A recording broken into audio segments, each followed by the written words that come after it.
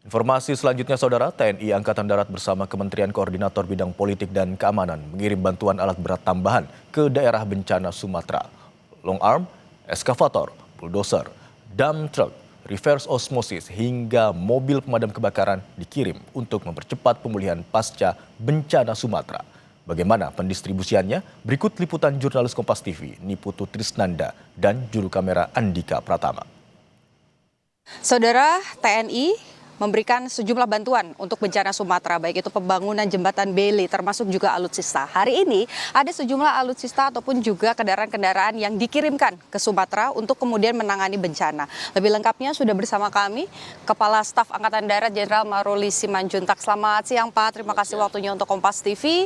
Hari ini ada tambahan kendaraan alat berat yang dikirimkan. Ini apa saja Pak yang dikirimkan?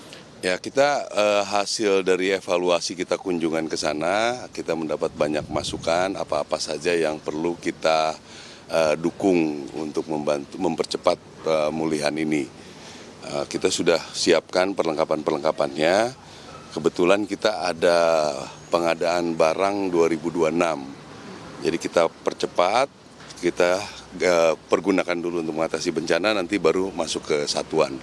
Jadi sekarang ini kita ada alat berat, ada 37, ada penjernih air dari Menko Polhukam, ada 20 unit, kita ada 30 sekian dump truck, semua kira-kira, dan ini akan terus kita evaluasi supaya kita lebih efektif dalam bekerja. Kita juga lihat ini di belakang kita kan sudah ada salah satunya adalah long arm ya Pak ya, yang memang dikirimkan. Ini nanti kendaraan ini akan dikirimkan ke daerah mana saja sih yang menjadi fokus utamanya? Ya, nanti kita sambil berjalan ini kita pelajari lagi, kita pastikan di mana kita perlu long arm, di mana kita perlu ada untuk pencacah, ada untuk penjepit kayu.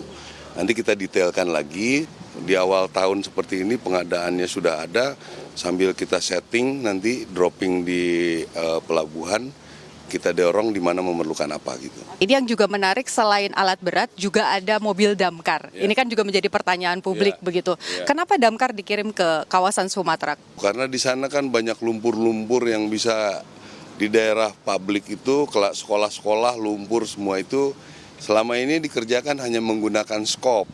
Jadi saya lihat lambat sekali.